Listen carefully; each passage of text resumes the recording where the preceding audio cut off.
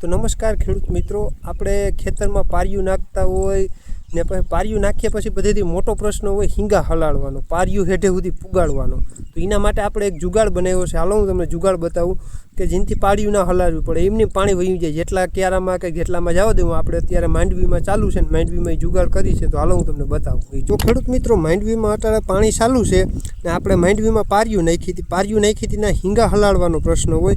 જ્યાં પારી હેઠે સુધી પુગાડવાનો હોય ત્યાં આપણે એક જુગાડ કર્યો છે. જુગાડ કરીને જે આ કોથરા હોય, કોથરાને અહીંયા પારી કરી દીધી છે. આવી રીતના કોથરા રાખી દીધા. તેનાથી હિંગું હલાડવાય ના પડે, હિંગા ના હલાડવા પડે. બીજા નંબરમાં પાણી ઓલી બાજુ નથી જતું અને મહેનત પણ બચી જાય છે.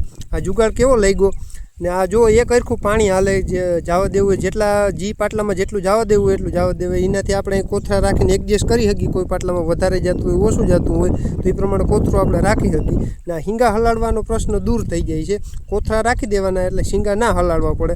તમે જોઈ શકો. આ માહિતી સારી લાગી હોય તો બધા ખેડૂત મિત્રો કોમેન્ટ કરી દેજો અને ફોલો કરતા જજો. આ માહિતી કેવી લાગી ને જુગાડ કેવો લાગ્યો કોથરાનો.